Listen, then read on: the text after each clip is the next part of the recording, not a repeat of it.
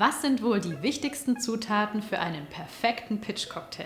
In diesem Video verraten wir es euch. Check it out.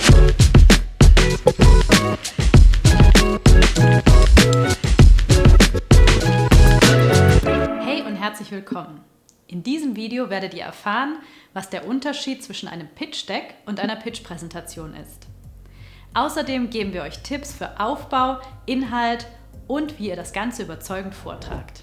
Wisst ihr, was der Unterschied zwischen einem Pitch-Deck und einer Pitch-Präsentation ist? Ein Pitch-Deck ist eine Art großer Flyer. Das sind 8 bis 12 Folien, die an Investorinnen und Investoren verschickt werden, die es dann alleine lesen. Und deshalb muss das Ganze auch selbsterklärend sein. Bei einem Pitch-Deck spielen die Folien die Hauptrolle. Und das ist der größte Unterschied zu einer Pitch-Präsentation. Denn bei einer Pitch-Präsentation steht ihr im Mittelpunkt. Da geht es darum, wie ihr eure Idee, euer Produkt, euren Service überzeugend präsentiert. Und das funktioniert manchmal ja sogar ganz ohne Folien. Als erstes schauen wir uns den Aufbau an. Und das kennt ihr bestimmt noch vom Aufsatzschreiben aus der Schule. Es folgt nämlich dem ganz klassischen Format Einleitung, Hauptteil, Schluss. In der Einleitung geht es darum, Interesse zu wecken. Im Hauptteil darum, eure Kernbotschaften zu platzieren. Und zwar Qualität vor Quantität. Also lieber die wichtigsten Kernbotschaften als alle möglichen Botschaften, die ihr so habt. Für den Schluss verwenden viele den Satz: Vielen Dank für Ihre Aufmerksamkeit. Besser ist es jedoch, wenn ihr euch einen Big Bang überlegt, also eine Art Gänsehautmoment schafft und überlegt, was könnt ihr sagen, damit ihr euren Zuschauerinnen und Zuschauern richtig stark im Gedächtnis bleibt. Das kann zum Beispiel ein Call to Action sein oder dass ihr euer Produkt und dessen Vorteile nochmal in den Mittelpunkt rückt.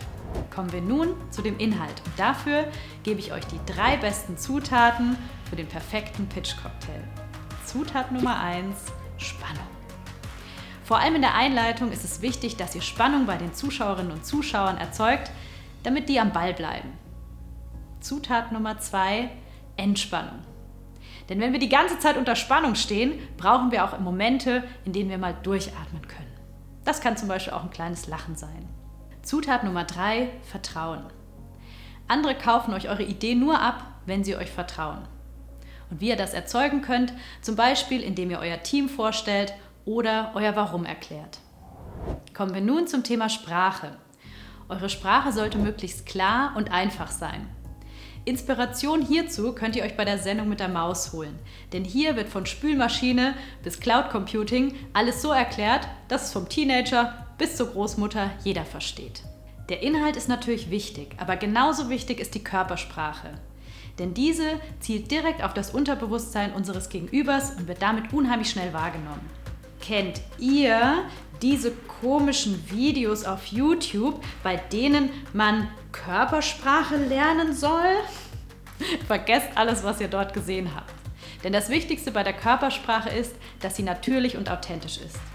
Manche Menschen haben eine sehr dezente Körpersprache und sagen damit unheimlich viel aus. Manche haben eine sehr ausufernde Körpersprache und sagen damit viel aus. Schaut also, was passt gut zu euch und findet damit euren eigenen Stil.